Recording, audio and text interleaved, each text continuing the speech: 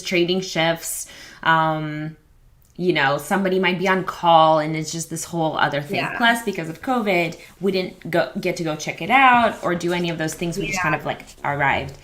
But that was a similar story with my OB, because when we had just moved over to Nashville from California and found out that we were pregnant. And so then everything was closed. So I didn't get my doctor's appointment until I was 20 weeks.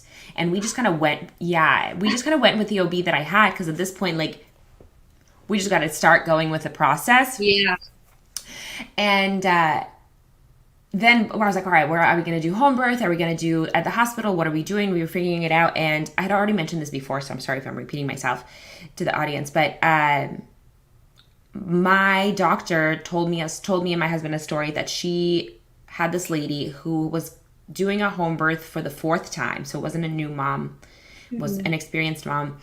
And she had unfortunately bled out. And they weren't able to get to the hospital. They weren't able to do anything. And it scared me. It really scared my husband, because, of course, we don't want to lose the baby. He was worried about losing me. Yeah. And so we had decided to, especially being a first birth, all of this, to move it to the hospital. And we delivered there. We did all of that. Although, I don't know. Sometimes I could still go back and forth. I'm like, I wish I would have maybe done it, but then what if something did go wrong? But at the hospital, it really was kind of this impersonal experience versus what I'm hearing from like a birth center. It's like you're just almost like showered with love of how significant the moment is. Yeah. So is that what the birth center that you went to, is that what they kind of offered, is like delivering your baby and providing you with all of those necessities? Is that the birth that you had was through them? Yes. And it was like my midwife prayed over me during labor, and it was, like me and my son got to take a bath like 30 minutes after he was born. They do like this herbal bath. So we like sit there, and just me and him got to like sit in the bath together, and while they like clean everything up. And it was amazing to me. I mean, we're doing a home birth with our next one, just because honestly, the drive, even if it's only 15 minutes, we got to the birth center and I was 8 centimeters dilated and 100% effaced. So I was like, ready to go. Yeah. And so I was like, I don't want to do that again in a car. That was terrible. How was your pain level? Because something I read, and what I heard is if you're doing it in like a water bath or a pool, the pain decreases because it's just kind of all buoyancy and flowing, and it's just a lot more smoother. Plus, you can feel the baby move better, so you kind of know when to push versus not. Versus at the hospital, I had to get epidural. I couldn't handle the pain. I was like shaking. We had a fever. It was a whole thing. And then I was going at the doctor's command instead of necessarily listening to my body. Yeah. And so at that point, there's a little bit of more risk of ripping and all of that. But I was like, man, I don't know if I would have been able to do this at home.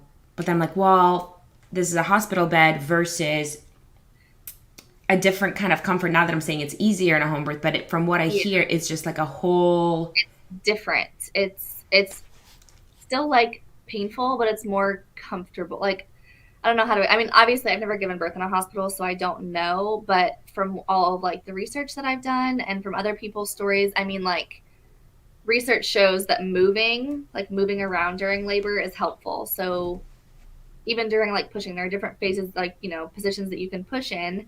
And so being like confined to one position, laying on your back on a table, like, honestly, that position is convenient for the doctors, not for the moms. That's like why they started doing that, because they didn't want to stand underneath someone to catch a baby. Of course. And like, I mean, it works for some women, and some women have great experiences, and that's amazing, but it doesn't work for a lot of women. And then they think there's something like wrong with them. And that's where I am all for giving birth, like wherever you want to, wherever you're most comfortable. But my thing is like, I want you to make an informed choice about it, not just blindly trust someone because they're a doctor. Like, doctors know so much stuff, but they don't know everything. Like, yeah, no one does. Well, it was silly because I was surprised to find out that my doctor wasn't a mom. So she actually hasn't had babies or anything. And so that was one of my concerns. I was like, well, you're kind of taking like a book knowledge. Like, there's a difference between reading something from a book and just kind of spitting it out versus your own experience. And I read in a book that you can like ask the doctor to do it in like a squat position, or you could like turn. But there's something being in this environment that makes you feel almost helpless. Everyone's kind of doing it, and so you feel like you can't speak up. And you don't feel like you really have a choice, like even if you. Yeah, you're kind of just listening to the recommendation that they're telling you. And from what I'm understanding, talking to different people, is that obviously hospital is its own business. Doctors, they still need to make money. And so they do it from certain medicine that they have to enforce, or, you know, they have their own certain schedule. So it might be sometimes easier for them to say, hey, why don't we just do a C-section, get it done, get it all done, 'cause so then we can all move on.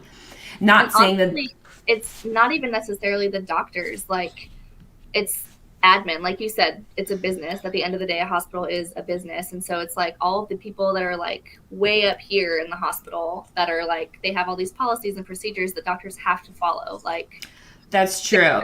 Like between that and like liability insurance, like doctors really don't have as much like leeway as I'm sure a lot of them like. It's probably like the presidents who've never even like helped give birth or helped out. You know, they have their own things to do, and so they just have to pass down their command. But that's what makes it so impersonal and just kind of intimidating. Like, I know I had to stay, but I was really like uncomfortable to do it. I was just like, because I want to listen to the experts. They're the experts, so I want to listen to them. But I understand the movement, and this is probably a bad example, but like, you know how you play Jenga? Mm-hmm. You know when you have to like get the block out, you kind of like wiggle it. Yeah, and you wiggle it, you kind of move it, and there's different pressure that you're kind of applying, and you can feel it. And so, I mean, that's a block. That's not moving. I would imagine with a baby coming out of your uterus, if you're doing some sort of, because they're moving, you're moving, it's a whole experience for both parties. Instead of standing still, which is helpful to the doctor. I totally understand that. But I can see how it would be more like fluid if you're one with the baby. That's one of the things that we actually, in one of our classes, we do like, we call it like the pelvic ring demo. And so like when you're taking your ring off of your finger, I'm so bad at this camera stuff. But like if your ring gets stuck, you move like your finger and the ring, right? You don't just like pull. It won't go. Like, yeah, and so it's the same thing. Like your pelvis is the ring and your finger is the baby. Like the baby's moving too. Like babies know how to be born, you know? Yeah, they're trying to get out. Exactly. They're sick of that tiny apartment. Somebody got on and said, so glad to be here. I just got my son down for a nap. Well, thank you for being here. That's so nice. Well, that's awesome. So you went to this birth center and you're like, you know what? This is my calling. Oh, really quick.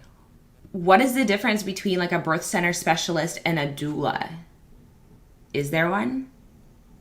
You mean like a midwife? What's the difference between a midwife and a doula? Well, I guess I'm picturing a doula as somebody who like helps you through the birth. Yeah. So the midwife, So the midwife is the trained like medical professional. Like midwives go through like midwifery school, through training. They're not, I think a lot of people think that they are just like kind of a doula. Like they did like a couple months certification and like now they can deliver babies. But there's like, you have to go to midwifery school. You're like licensed by the state. There's a couple different kinds of midwives. So you can be a licensed professional midwife, which you don't have any prior like experience, I guess, in like a hospital setting. And then there's a certified nurse midwife who was a nurse before and then went back to midwifery school and got certified to be a midwife. Okay. So they do have like medical training. I think a lot of people think that doulas and midwives are like the same thing, but midwives can like legally deliver babies. Whereas a doula is there as like birth support for the mom and the family. So doulas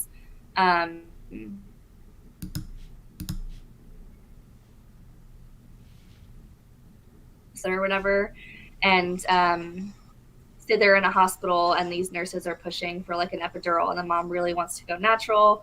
So the doula says like, how about instead we get up and walk around, or we like get you in the shower and rub water on your back. Like, so the doula is there to help the mom.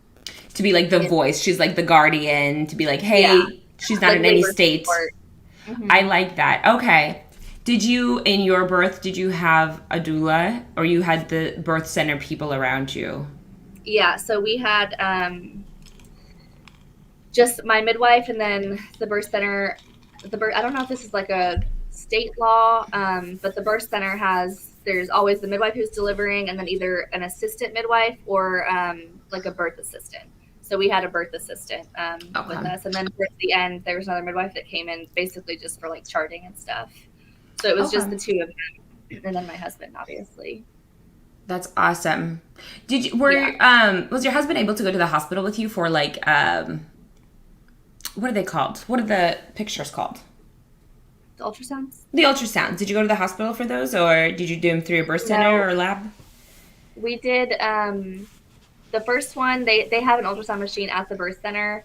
They're not ultrasound techs, but I mean they know how to like find the heartbeat and see the baby. It's not like the best picture like you would get with an ultrasound tech, but I mean it does the job. That's awesome. So we did that to confirm pregnancy, and then we got a 20-week scan with an ultrasound tech, and we just went to like their office building and did it.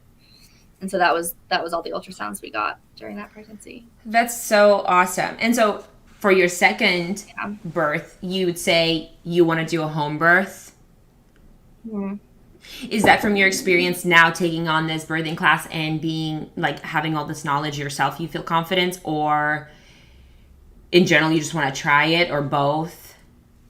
I think a little bit of both. And I think honestly, like I said, that 15-minute drive to the birth center while I was like in like active labor was just terrible. And I think, I mean, and my labor wasn't like terrible, and it wasn't super long, or I mean, it was in total 31 hours, but active labor was like 10 hours from like when I couldn't sleep through them anymore to having him. And that's really not that long. But I think that it did prolong it a little bit. I think that if we would have been at home, or if we would have already been at the birth center like earlier, maybe it wouldn't have taken me as long.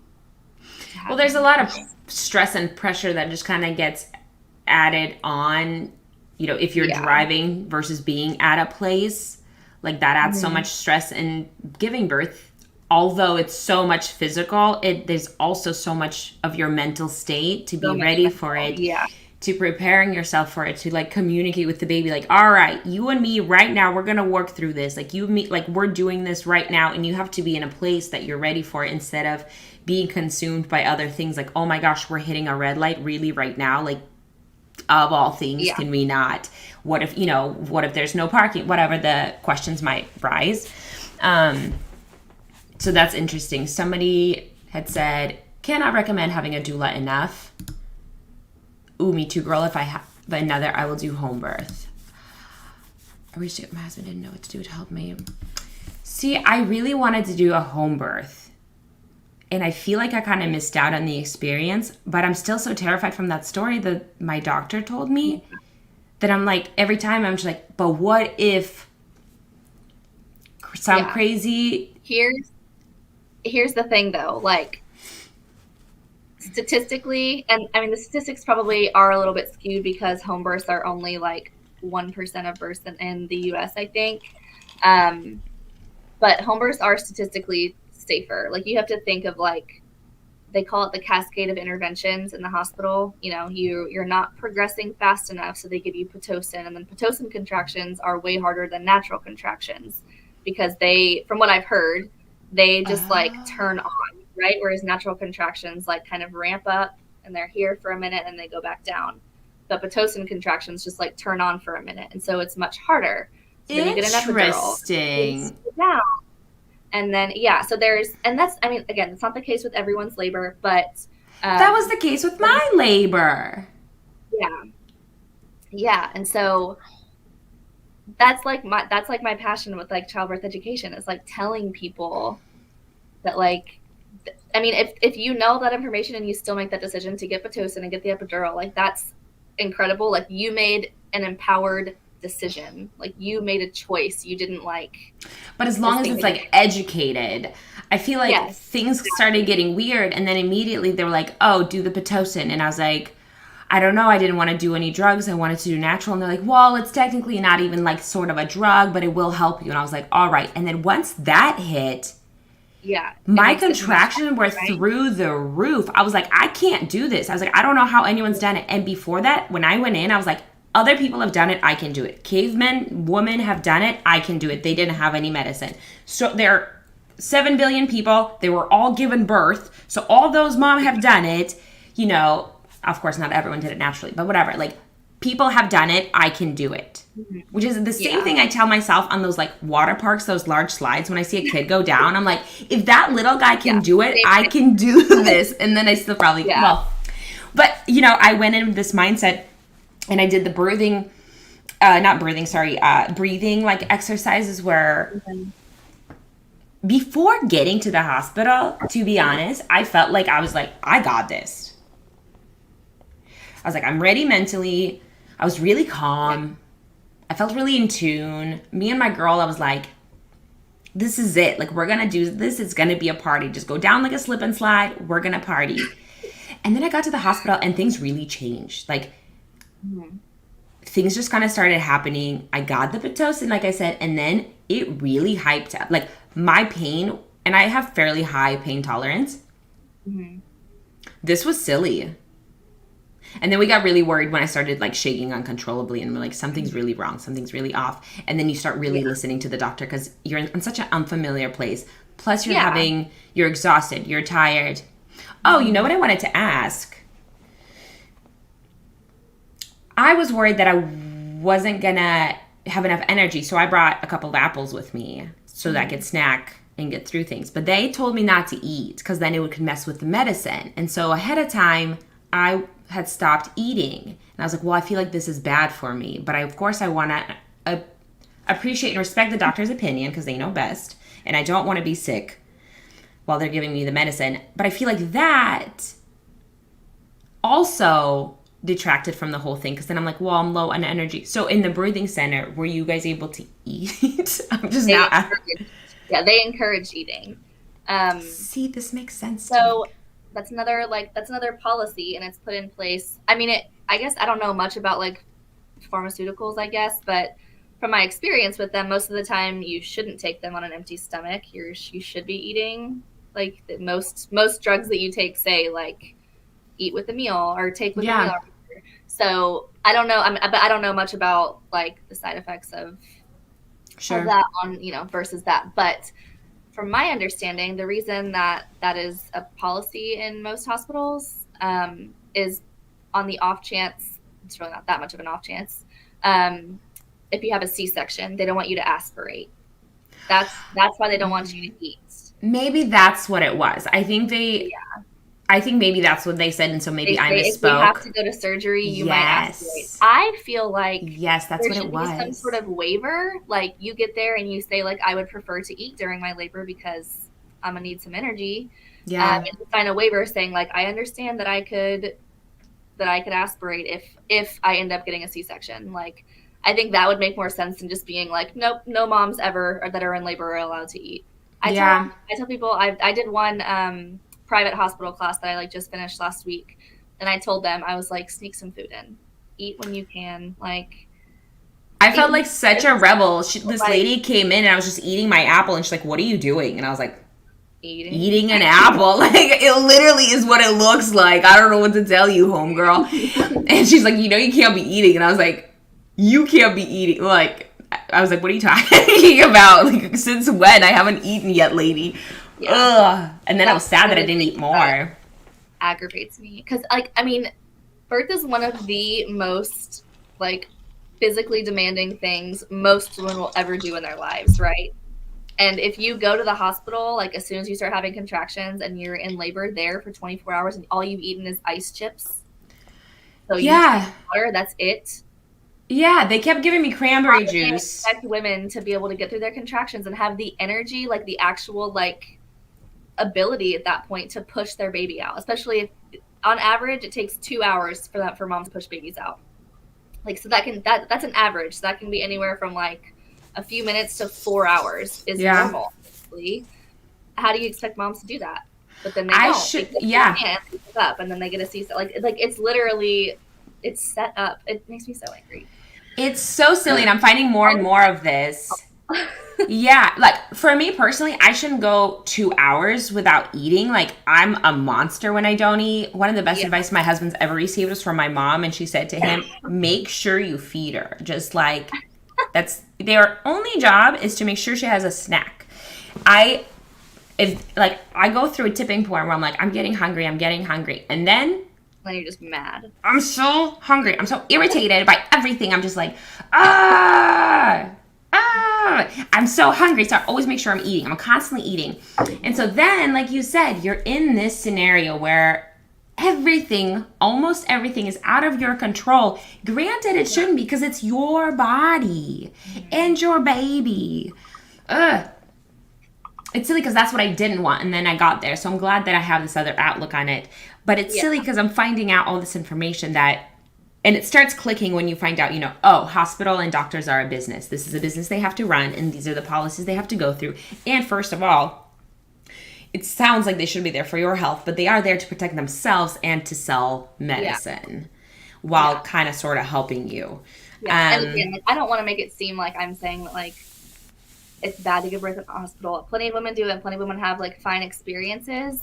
And, I mean, like, doctors, like, I was telling my husband the other day, I was like, I truly believe that, like, the majority of, like, doctors and nurses that get into this profession, like, have good hearts and want to do things. But it's the policies and all these procedures and liability insurances that, like, keep them from being, like, honestly the best. I mean, their first oath or whatever is do no harm. I'm like, you're literally, like, not letting laboring moms eat during labor. Like, that is harmful. That could lead to major abdominal surgery. I feel like people think that C-sections are, like, no big deal. Like, it's major abdominal surgery.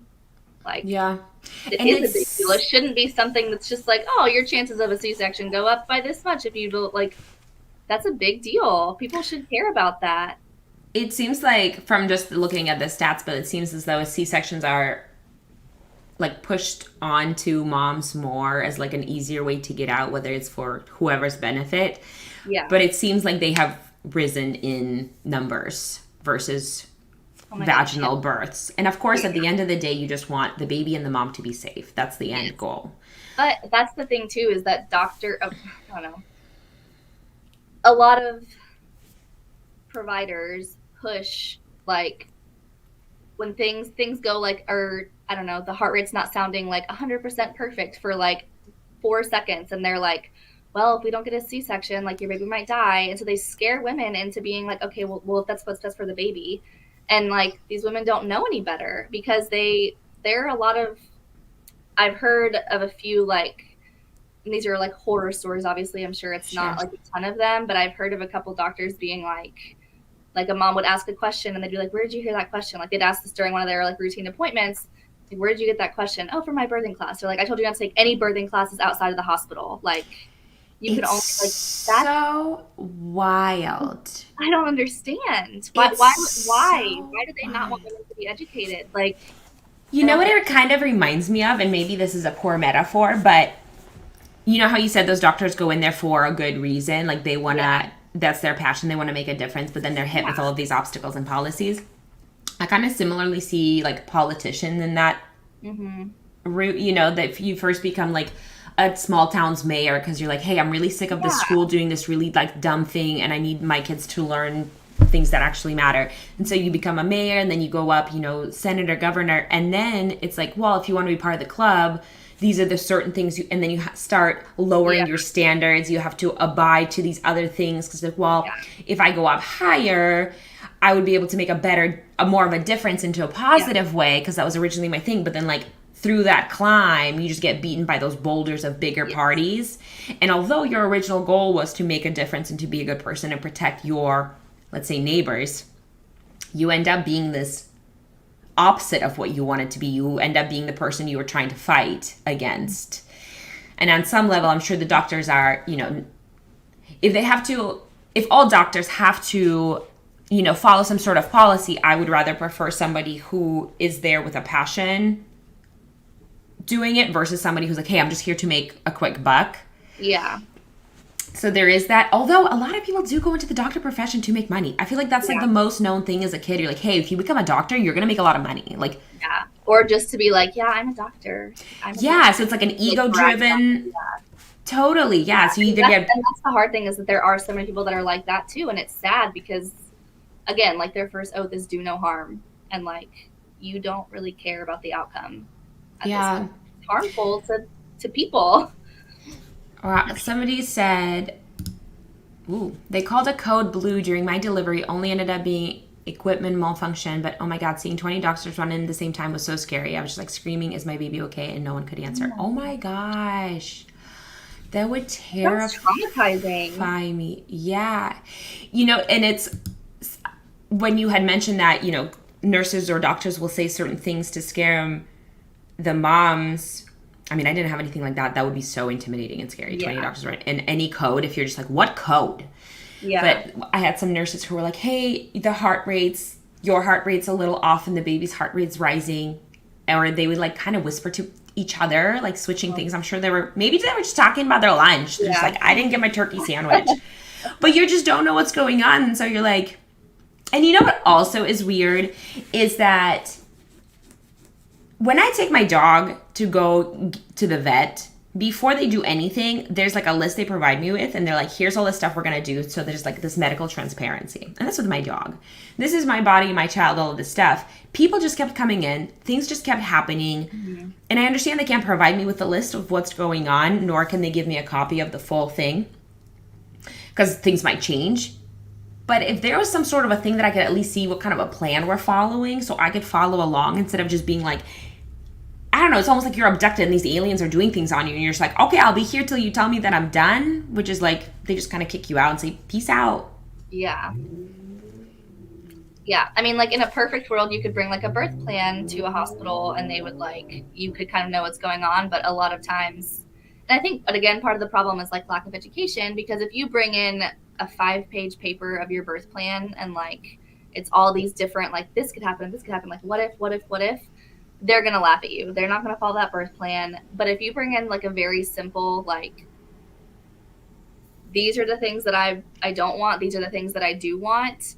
Like, if, you know, something like very simple, like 1 page, like a little chart, like that kind of stuff. I feel like, I don't know. It's complicated. 'Cause in a perfect world, they would like abide by that. And they would be like, okay, we won't, you know, we won't push for an epidural if you don't want one. Yeah. But they do anyway, a lot of times. I think that, and I've heard somewhere that, so the nurses obviously are the ones who like check in the most. The doctors are like barely there. I've heard that a lot of nurses do it because they do hate to like hear their patients in pain, you know, because they, I mean, I feel like most nurses, again, do it for the right reasons. And like, they do care about these patients, even though they've like just met them. And so I think that a lot of times they hear moms like screaming through a contraction or like just having a hard time, and they like want to relieve that pain for them. Sure. I'm like, that actually makes sense. Yeah. It's like nursing school, and the whole like school system with like medicine was better, and it wasn't like based solely on medicine. They would have learned in nursing school that, hey, I can go in there and offer to like have her walk around a little bit or get on a birth ball or something else, instead of only offering an epidural. Like, that is the only pain management, basically. I mean, there's a couple. You can get nitrous oxide or sterile and water and stuff, but like, those are rarely offered. It's mostly like, okay, you can get the epidural now if you'd like to, which I feel like isn't encouraging to mom. Like, some moms hear that and they think like, oh, I must be doing something wrong. Like, it must sound like I need help. You know what I mean? And so I saw it as like a way to help, but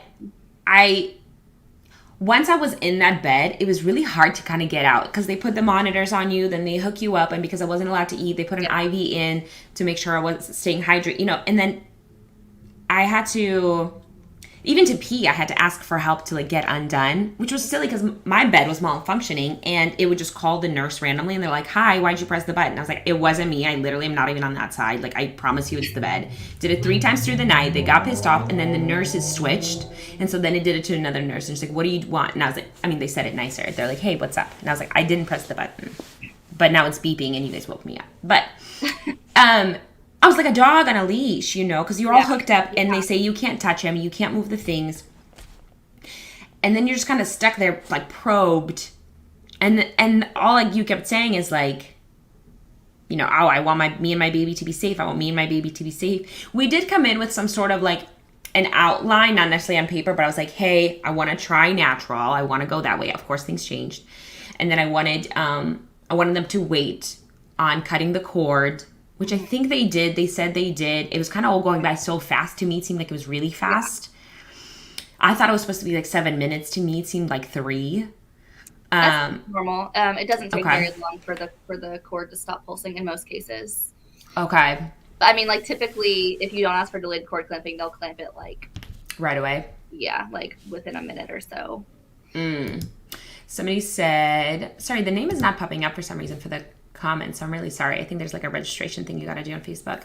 My birth plan got thrown out the window because my hospital I was supposed to deliver at was on diverted because they didn't have the beds available due to COVID. They didn't know anyone during my delivery.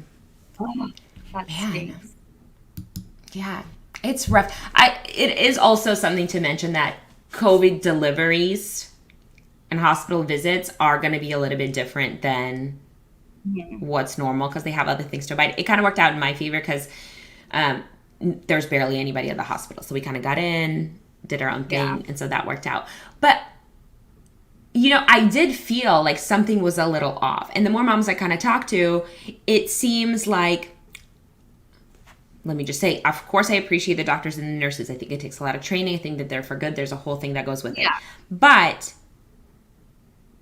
there's something a little political about it, that's like, they were really quick to give me the stuff, which I appreciate because it got rid of my pain. And I wanted this to be like a really beautiful experience instead of me being in so much pain.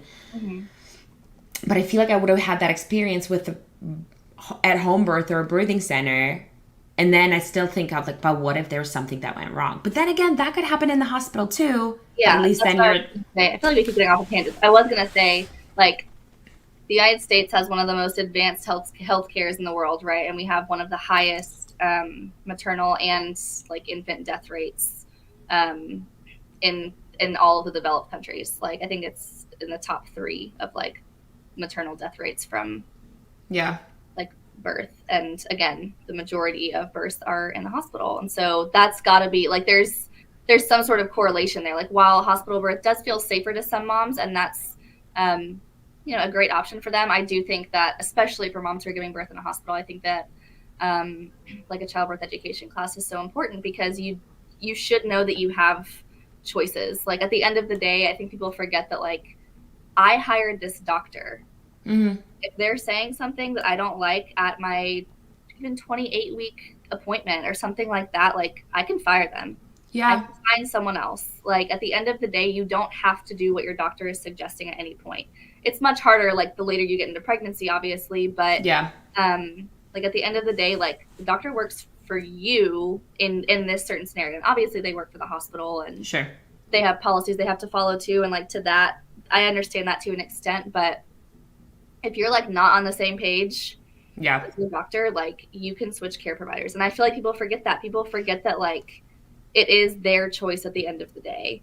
That's so true, because I feel like, if a plumber comes in and you had hired the plumber and they make your pipes burst and completely flood your basement, you're like, hey, I'm not going to be hiring you again. I'm going to need to find someone else because I'm paying you money. Or even if they make you uncomfortable, if they say something that makes you think like, I don't like that. Like, a little off. Be like, oh, need a plumber. You know what I also hit, and I don't know where you stand on this. I'm not trying to get political, but we had chosen as a family to wait on any medicine for our baby and decline any vaccination that they wanted to do. And we had said that when we first came in, then when they asked us, we said it, then they asked us again. And then they had 3 different nurses who came in within an hour, but it was like every 30 minutes. And they kept coming in. They're like, hey, I know you said you declined, but this is what this actually does, and I think you should really do it. This is what it does, and I think you should really do it. And I just got annoyed of it, because I was like, and I can see maybe from their point of view, if they disagree and they're like, hey, I'm just trying to help you. Let me make sure I offer all the help and information. But I was like, hey, I had made my decision and I had said this is what we're going to do. Yet they kept kind of saying that, like, no, what you had said is wrong and you're going to do what we're telling you to do. which I just found really difficult. And then, you're strapped in, you're in there, your legs are wide open. I mean, this is the most vulnerable position you can find yourself in. And they're just kind of... Yeah. So I have a little bit of an issue with, like, how much those are pushed. Because at the end of the day, I think that it should be everyone's, if you don't want to immunize your child, like, that's fine. And if I do, then, like, again, it comes to education. Like, I read books all through my pregnancy, and, like, I made a decision that felt good for us. And if you made a decision that was opposite, like, that's fine. You made an informed choice again. And I think that is the most important. But I do think that, like, in a hospital setting, especially, I mean, they don't push for education, right? They don't push for moms to educate themselves in anything. And so I think that most nurses that come and do that, they probably think, like, this mom doesn't know what this is for, so I need to tell her. Yeah. And so, like, while I do get that to an extent, I also think that a lot of times it's also, like, a scare tactic. Again, I actually met with my midwife last week, and she told me she'd had to transfer someone that had a footling breech baby, like, last minute turned, and the parents decided they wanted a C-section instead of trying to deliver vaginally, just because they didn't really know how that was going to work. So they ended up going to the hospital. The midwife went in with them, and they decided also to decline I think vitamin K, I think all of them, vitamin K, hepatitis B, and the eye ointment. Mm-hmm. The nurse said, like, first of all, she said, I think the doctor said, like, we respect your decision, but just so you know, like, the eye ointment isn't just for STDs. Like, it can prevent blindness if there's any sort of thing, blah, blah, blah. Like, there's not really any research to back that up. So they were saying, like, your baby could come out blind, and, like, if you don't do this, then, like, they're going to be blind the rest of their lives, and you could have prevented it. And, like, that's not true. And the same thing with the vitamin K. The nurse told them, like, again, we respect your decision, and it's your choice, obviously, but just so you know, if you don't get vitamin K, your baby could end up having a brain bleed. Oh my God. If they have, like, first of all, yeah, I don't think that's actually true. Second of all, I understand vitamin K, but, like, it's the diseases that, like, cause the excessive bleeding are not, like, super common diseases. You know what I mean? And so, yeah. So to tell everyone that they have to get it, like, they have to do that, it's just not fair. Like, I personally believe that, like, I don't know if I should say this. Whatever. I'm gonna say it anyway. Like, the babies don't have enough vitamin K till, I think, day, like, 8 or something. Mm-hmm. Like, I believe in God, and I think that, like, God designed our bodies perfectly, and so there's probably a reason. Is it, like, devastating? Like, I know some babies do end up not making it, and that's devastating and awful, and I understand that, but at the end of the day, it's not like every single baby that didn't have it before they invented this vitamin K injection died. Like, there's 7 billion people on this planet. Like, yeah, I might be wrong, but no, but that's kind of where I struggled. Is, like, I think of myself as a fairly reasonable person, and if, like, you give me really good reasons for something, I'm like, okay, this makes sense. When something makes sense, I'm so for it. But on the other side, when something doesn't make sense, I, like, get a little more standoffish. I'm like, something about this doesn't make sense. Like, this does not quite add up. Like, this does not compute. Before I'm just like, oh yeah, you're probably right. Like, totally. And so, and it's bad because if someone's, like, a really good con man and they can sell me on this thing and it sounds, like, really good, I mean, I would probably fall for it. But usually I can read through the things. And when it came to those vitamins, they were so heavy. Like, well, vitamin K isn't an injection. They're like, it's only a vitamin, so it's not anything bad. And I'm like, well, if it's not anything bad, I think we're good. And I, as you believe that, like, God creates a perfect baby in our system, going through pregnancy and birth, you realize how perfectly your body is made to deliver this baby. Yeah. Like, it's not like God was busy on his cell phone texting and was like, oh, I forgot this one thing. Like, it has been designed and it works. It's been proven it works. Of course, there are things that can go wrong. But in the same time, they can go wrong because of those medicines, because of those injections. There are a lot of research and stories of things actually going poorly because it's been injected too early and the tiny little body wasn't ready to intake so many chemicals. I'm pretty sure the vitamin K injection has like the black box warning on it, like the black label that says like could cause death. Interesting. So, See, like, and so like those things people don't know because all they say is this is the best thing for your baby. Like that you don't get to decide what's best for my baby. I do, and if I decide that is what we want, then I feel good about that decision. But like, yeah, I don't know. I have a really hard time with things being like forced or coerced on people. it's odd. I'm now picturing nurses as like the influencers who are like, I get commission if I sell, you know, vitamin K. So I'm going to tell everyone that you need this right now. And like they make commission off it or something, which is kind of the way it works, you know, like they get bonuses due to certain medicine that don't like directly benefit from, but I mean, like if their hospital's doing well, maybe they get a raise and, you know, that kind of stuff. Because I mean, the hospitals do, like, at the end of the day, like hospitals and pharmaceutical companies like work hand in hand. And that's just how, I mean, they're both businesses. Like I get it. They want to make money. I understand, but like, but not at my expense. I'm already paying you. Billionaire doesn't mean that you get to decide what. Yeah. It's odd. It's odd how the whole thing is set up to like, oh, we're here to protect you, save you, and keep you healthy. Mm-hmm. And that's like their slogan. You know, that's what you know the hospital is for.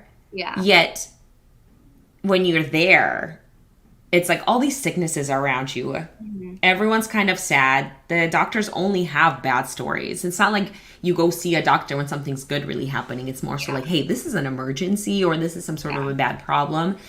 And sometimes I think of that, you know, how I had mentioned that my OB had scared us with that story.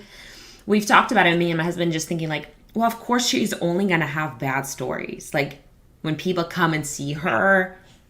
Yeah, because she doesn't do home births, so she only sees like the bad outcomes from home births. Yeah. So, like, of course, and like same with like, we know a NICU nurse who is having their second baby, I think in May, and she ended up having to have, I like to say, an emergency C-section.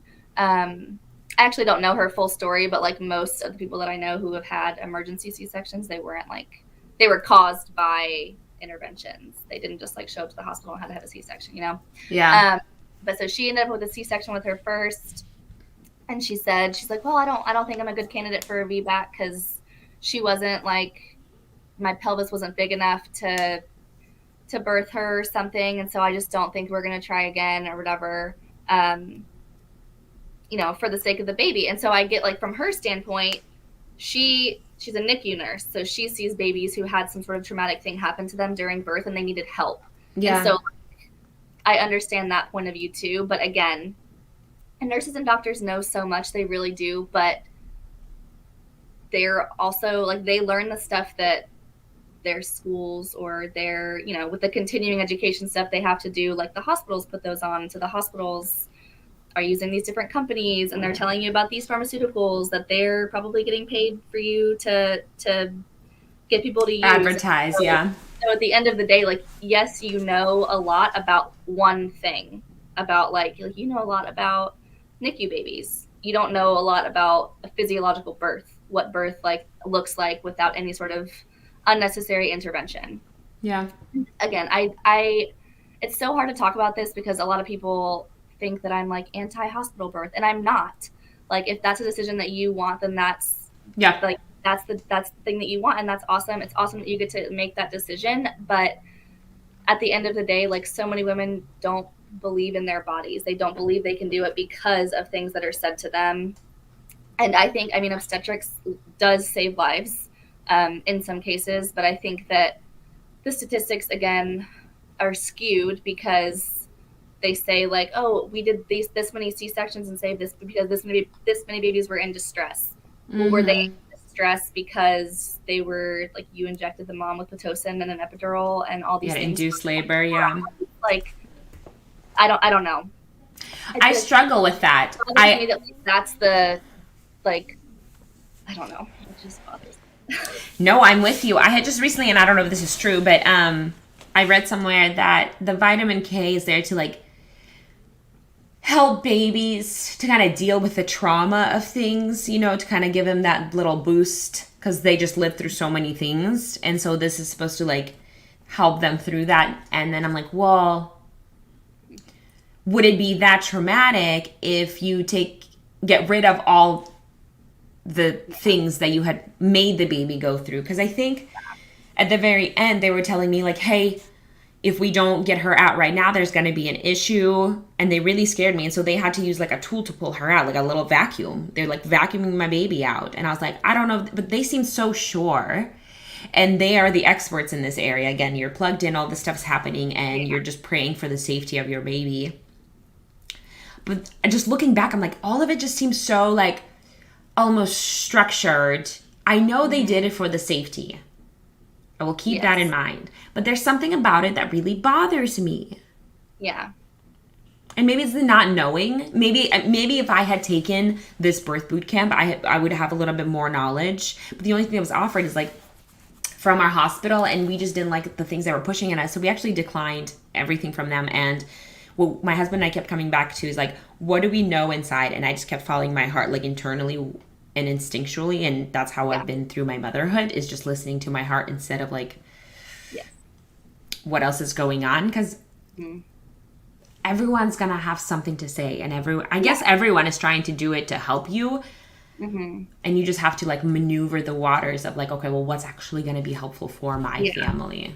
Yeah. And I think that a lot of people really do think that they're being helpful. And at the end of the day, they just, I mean, like most hospital births are not physiological births, right? So physiological birth is like how it happens naturally. Like, if you're strapped down to a bed, you can't move, your contractions are slowing down, and so they have to give you like it's just not how it was intended to be. You know what I mean? Like that shouldn't be. Again, obstetrics is amazing, and they absolutely do save lives. I don't know the statistics on how often they actually do save lives. Sure. But it can be very beneficial. But at the end of the day, like women's bodies were made to give birth, babies were made to come out. Like we don't actually need that much help. Most women don't need help giving birth. And I think part of the, from all the research that I've done, obstetrics is fairly new. It's like, I mean, in the last 200 years, it's been, I'd say it's been like the last 150, probably, maybe even 100 years that it's been like the primary way to give birth here in the US. Before that, it was all home births with midwives. And I think part of the reason that we're so like childbirth education is important, because a lot of people say like, well, women have been doing this forever. Why do I need education on it? Because we don't see it anymore. Because 150 years ago, all of our great grandparents saw their siblings being born. They were born at home in their living room. And so they saw it. They grew up seeing that. They grew up seeing breastfeeding. Like all of these things were normal, and they saw it. They didn't need to be like educated on it, because they knew what it was like. They saw all of their loved ones birth. It was normal. And so that's obviously not the case anymore. And so I think that's part of the reason it's important. Another thing go ahead. Sorry, somebody said, man, this is eye-opening. I want to home birth next time now. Wow. It is only natural birthing that you can. Is it only natural birthing that you can, or are there options for pain during home birth? I mean, I think it would depend on your state, probably, and what the midwives are allowed to do. I know here in Texas, they can bring nitrous oxide, which is like laughing gas. That'd be fun. Which only really while it's on you. There are no like lasting effects, so it's not effective for a very long time. But again, like water, midwives call water, like getting in a warm pool while you're laboring, they call that nature's epidural. And I didn't get to deliver my baby in the water, but I did labor in the water for a couple hours. And it was like, as soon as I stepped in, and obviously I'd been in the car for 15 minutes and that was terrible. But like it made a huge difference. And so I think, are there options for pain during home births? That's tough, because like for me, moving around, that's an option to decrease pain. Getting in the water, that's an option to decrease pain. So you're not able to have as many like medical interventions. Like you can't get an epidural at a home birth, but there are other ways to reduce pain than just an epidural or any other medicine. I hope You know what I was thinking? Well, kind of two things. One is like we've gone away from giving birth on our schedule, like listening to your body, listening to your baby, and like doing it on your term. Now we're like hurrying it up for the doctors to make sure they're getting home on time. So it's like, oh, well, you slowed down, so let's wrap it up, and everything is just kind of like, let's finish this, which is so silly. But then also, what I don't know how this all connects, but before I gave birth, I saw this video of this mom, and she was like doing a home birth. I don't know if I can show this, but she was like, I don't know if I'll fit, but she was like standing. Let me back this up. Okay, she was standing, and then she was like, she was like concentrating, and then she just went boop and like pulled out her baby, like the cord and everything, and I was like, that looked comfortable. That looked like the baby was like, hey, gravity take pull, mom take pull, everybody pull, but like it seemed like just like woof, just Simba, and then it just looked magical. It looked like it was supposed to happen that way. Not that like mom should just like poop out their baby, but it just seemed like it worked, and it seemed like the mom was like in tune, and she knew how it was moving, because you don't have the painkillers kind of creating the obstacle. You feel when you should push, when you're not. You're working together with your baby, instead of doing it again on doctor's terms when they say push. And the only way they can tell is because they're not you, is by looking at a thing. Yeah, I think that's another thing. Like, and we teach this in our class a little bit too. But like, you have options if you do want to go natural. Like, I know they like to put an IV in, typically just in case they want to be ready. But like, you can opt for a hep lock instead that goes like in the top of your hand. That way they have like a vein open already technically, but they could just like snap everything in if you needed something real quick. And so you can opt for that. You can opt for intermittent monitoring instead of continuous monitoring. And that like, I mean, you still have to be like, I think in the same general area, but like it frees you up a little bit more, whereas you don't have like this thing strapped around your belly and like you're not hooked up to an IV yet. But they don't like straight up offer those in most cases. You have to like know that they're available and to ask for them. And I wanted to talk about, we were talking about all the different interventions and stuff. Another thing that like bothers me about, obviously, I want to preface this by saying like formula is great and can be, I know that it can be like life-saving in some cases. I know that it can be super beneficial for some families. And so I'm not like anti-formula by any means. I am anti anything being pushed on people, which is what I feel like happens. And I think that it's gotten maybe a little bit better in the last couple years. People are a little bit more pro breastfeeding than they have been. But one thing that bothers me, and I've seen this with, excuse me, two people that are pretty close to me, is that both of these women ended up with C-sections after getting induced, getting an epidural, having fluids pushed through them, getting a C-section, right? Okay, so all these things. They've had fluid pushed through them for over 24 hours. Their baby comes out. Baby weighs whatever baby weighs. 2 weeks later, baby has dropped too much weight, right? They haven't gained back what they should have. And I'm like, well, did they take into account that you had fluids pushed through you for over 24 hours? That's probably baby's weight? No. It's just, I feel like it's just another way for them to be like, oh, we don't need to take that into account. We'll just push formula instead. And so then it makes moms feel like they can't breastfeed. Like their milk isn't enough because their baby's not gaining fast enough. Yeah. So that is another thing that like, that just aggravates me. And I know, again, like formula can be very helpful, and to some moms, it's not beneficial to them and like their mental health and all sorts of things to breastfeed, and that's fine. Again, I just don't like things being like pushed. But like both of these, the first one I know, she pretty much supplemented formula. She breastfed primarily, but she supplemented at least 1 bottle a day from the very beginning. And then the other one, after like 2 weeks, baby was having a hard time latching, and so they ended up switching to formula, I think at like 2.5 weeks or something. And these moms wanted to breastfeed. And that's the thing that aggravates me, is moms who really want to breastfeed. One, it's free. Two, I mean, like it's once you get the hang of it, it's not really super difficult. Like it's way easier to deal with in public. Yeah. Like feeding them out of the house. You don't have to bring all these things. I've had my baby so many times on the toilet. Like someone's toilet, I'll just sit there. She eats. We're good to go. Although I did struggle with my latching initially, and so we did supplement formula for about 2 weeks but I was for like a week and a half. But like I was pumping, and then I was feeding her through the milk bottle actually mostly, and then we figured it out.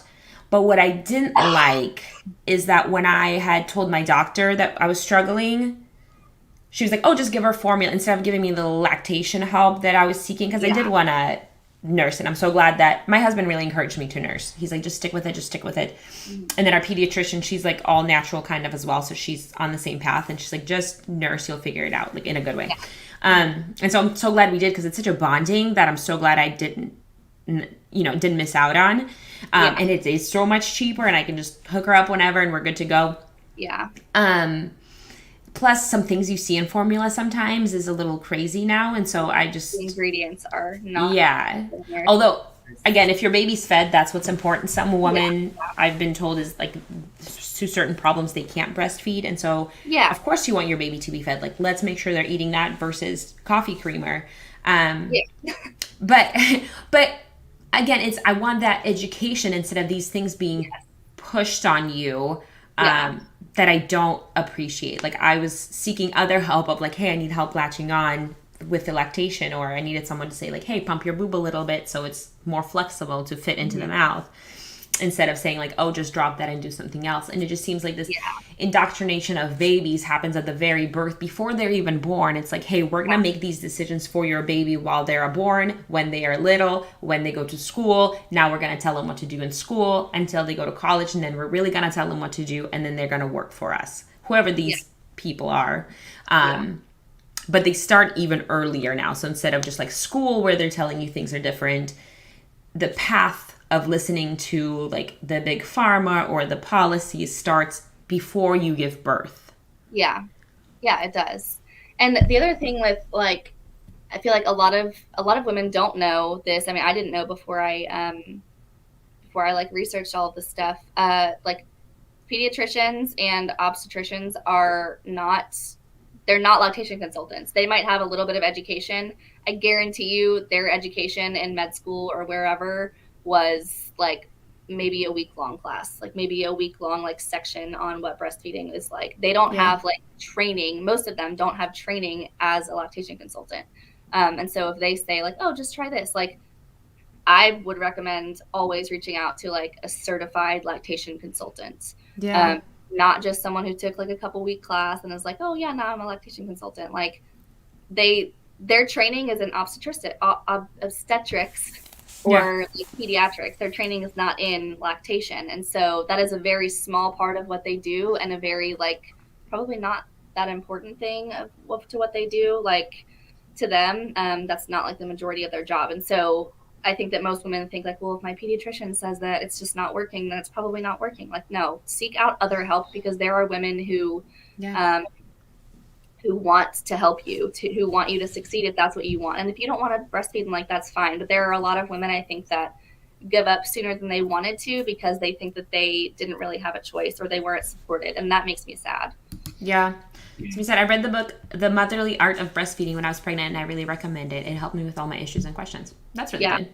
I know Alicia said she had issues with, I think she had oversupply, and then Ellie had like a tongue tie or a lip tie or something. Yeah.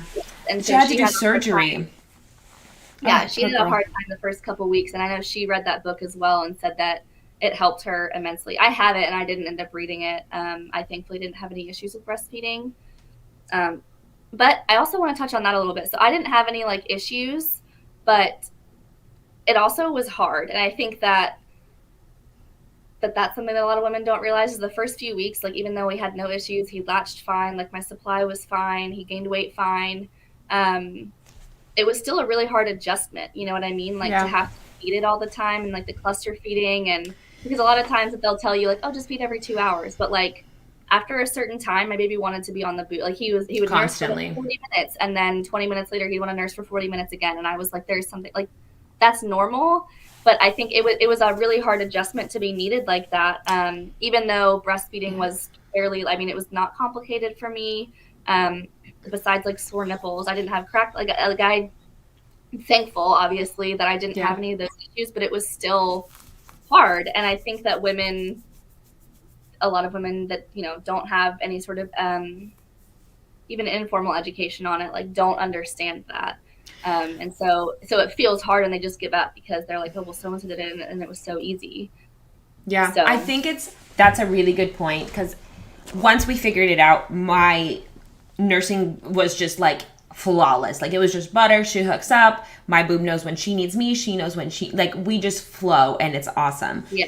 Getting to that point was a struggle, but we figured it out. But one of the hardest things that I still have a hard time with adjusting is being needed constantly, because others can't provide her with the food. And so anytime she needs something, you know, we taught her little sign language, and she says mama, so she's constantly doing milk. Like, she needs milk more, so she just wants to be held by me and nursed by me, and she just loves being with me, which, you know, I'm like, oh my gosh, I'm so loved, I can't complain. But going from being able to like poop whenever you want or shower whenever you want to now, like, I can't do it because she's going to need, even planning this podcast, I have to go between her nap schedules and between her feedings. And sometimes if it's a different day, then I'll have to figure things out differently. But just that new thing of being so needed, and it's not like, oh, they just want to hang, you know, it's their basic need that you're providing them, needing to eat. Yes. Can weigh a lot, because you want to receive help, but you're not able to necessarily, because there's no other boob around. Yeah, and so it's difficult to kind of, you know, bridge that gap of wanting to be there, but then also wanting to not be needed as much. And it's difficult. Like, it's an emotional thing that kind of is in there, and it gets easier, and the breastfeeding is it's such a bonding thing that, like, I hope every woman gets to feel. And if not, feed your baby. As long as it's fed, we're all happy.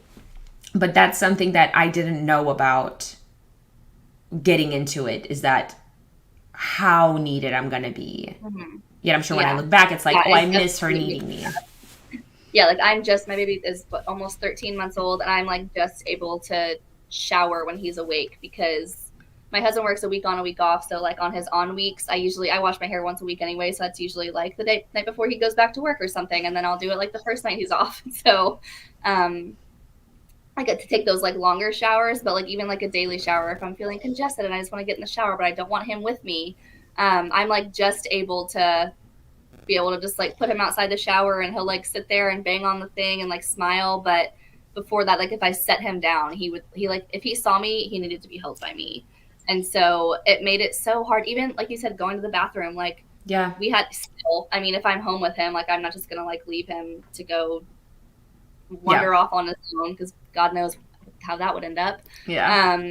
But like, we had to take the toilet paper off of like the roll, because he would sit there and just like play with it and like try to eat it like behind me. So I've got to go to the bathroom, and then I'm like, ugh, because otherwise, like, that's my only option. He's either going to eat toilet paper, or it's going to be in an inconvenient place for me. It's silly, because we find these ways to adapt, and then it becomes normal. But like, now when I have to poop, I put my baby in like this walker thing in the bathroom, so she's still trying to get on me, but like, we have 2 inches of space, but I know she's not going to like hit anything, tumble over, pull on anything. And like, she's restricted, which I hate. Plus, those walkers aren't necessarily good for them or their walking structure. But it's like, okay, for 5 minutes, she's in this thing. I can have a visual on her, and then I can safely wipe without anyone getting in my way, and then we can get going. Yeah, exactly. But it's weird that like, before you become a mom, you take these things for granted, of just going to the bathroom, taking that quick shower, like wanting to just sit. And now I can't be on my phone. I can't be on my, like, there's so many restrictions that happen. Then finally, when she naps, you're like, okay, I've got 40 minutes. What can I do? Can I poop? Can I shower? Can I finish these emails? Can I reply to these people back? And it's like, I just also want just a nap. Like, let me just do a quick nap also. And you have to prioritize which one is more important for you. It's kind of like, okay, which week is this? Am I going to get a long shower or a short shower? Do I get to shave my legs this week or not? What are we going to get into? But it gets easier. It's just you adapt. Figure it out. Yeah. That's true. Francesca, I have to get going because I do have to go feed my baby now. Okay. But I want to thank you for this awesome podcast. I'd love to have you again. If you have anybody from your mom team. So much more I'd love to talk about. Me too. It's so silly because, especially with people I don't know, when I first get on, I'm like, well, what if there's nothing to talk about? And then there's always so many great things to talk about. Yeah, there's so many things we didn't even touch on. Exactly. So I'd love to have you again. So we'll text and figure out a good time. Okay. And I would love to talk to that specialist we were talking about before we got on. Yes. I'll text her and see if she'd be interested sometime soon. I know she's having a baby. I think not until May though, so she should be pretty free.